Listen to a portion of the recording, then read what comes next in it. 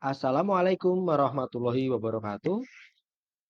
Perkenalkan nama saya Milan Sabekti dari SD Negeri Kedung Upit 4 Sragen.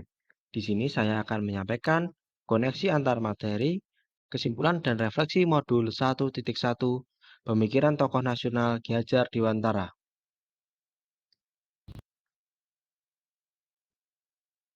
Pemikiran Ki Hajar Dewantara mengenai pendidikan dan pengajaran.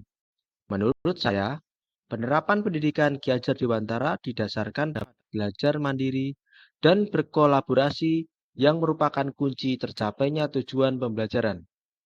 Pemikiran Ki Hajar Dewantara, pengajaran merupakan bagian dari pendidikan dalam memberikan ilmu yang bermanfaat bagi kehidupan nyata.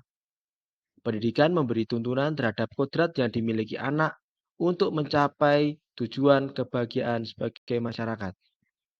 Ki Hajar Dewantara memberikan pemikiran tentang dasar-dasar pendidikan yang menuntun kodrat anak menuju keselamatan dan kebahagiaan yang merupakan kunci tercapainya perbaikan dasar hidup dan tumbuhnya kekuatan kodrat anak tersebut.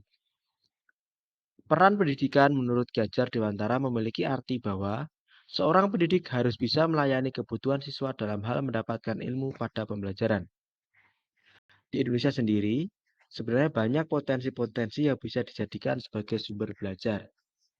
Sumber pembelajaran menurut anak pendidik harus menghamba kepada murid yang mana tidak membolehkan memaksakan kehendak seperti kurikulum terdahulu, bahwa murid itu harus sesuai dengan apa yang diinginkan pendidik. Kehendak murid harus kita ketahui agar pembelajaran bisa membuat anak menjadi bahagia. Kita harus memberikan kebebasan anak untuk mengembangkan ide yang mereka miliki, tetapi kita tidak boleh lepas mutlak. Kita tetap memberikan tuntunan agar anak tidak kehilangan arah demi tercapainya ide tersebut. Ki Hajar Dewantara mengingatkan para pendidik untuk tetap mengikuti perkembangan zaman yang mana ada sisi baik dan buruknya, sehingga harus bisa diselaraskan. Ki Hajar Dewantara menjelaskan bahwa setiap anak membawa kodratnya masing-masing dan harus kita pahami semua. Secara tidak langsung, pembelajaran di sekolah sudah menerapkan pada pembelajaran yang menghamba pada peserta didik. Nah, apa yang saya percaya tentang murid dan pembelajaran di kelas sebelum saya mempelajari modul 1.1? Yang saya percaya tentang murid sebelum pembelajaran modul 1.1, saya menganggap guru adalah sebagai pusat pembelajaran. Saya mengajar sesuai dengan kemauan saya tanpa memperhatikan minat dari masing-masing peserta didik.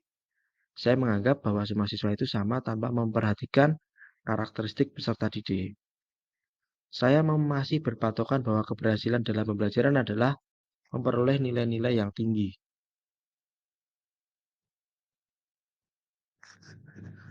Apa yang berubah dari pemikiran dan perilaku saya setelah mempelajari modul ini?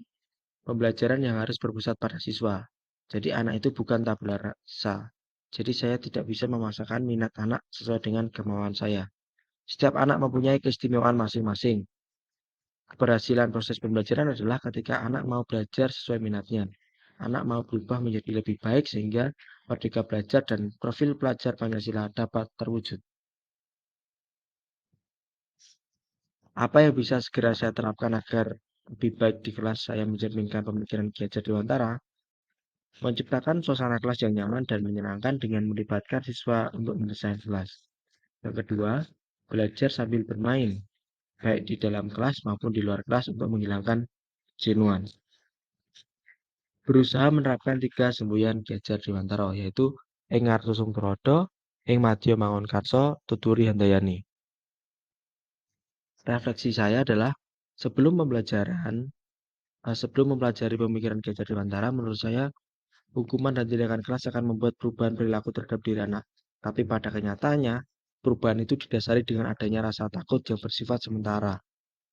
Setelah mempelajari pemikiran Ki Hajar Dewantara, saya akan berusaha merubah pemikiran terhadap anak didik dengan memberikan tuntunan yang lebih sabar dan ikhlas, karena mereka itu semua adalah unik dan berbeda-beda. Kesimpulannya, belajar bukan untuk ujian, tapi untuk mencapai tujuan belajar yang bermakna. Belajar bukan dikendalikan pengajar, tetapi disepakati bersama antara pengajar dan pelajar. Belajar bukan dengan cara yang seragam, tapi ada diferensiasi cara belajar. Belajar bukan hanya menghafal rumus, tetapi menalar dan menyelesaikan persoalan. Belajar bukan untuk dinilai pengajar, tapi dinilai bersama untuk membangun kesadaran. Belajar bukan dinilai untuk besarnya angka, tapi oleh karya yang bermakna. Ya, sekian dari saya. Kurang lebihnya mohon maaf. Assalamualaikum warahmatullahi wabarakatuh.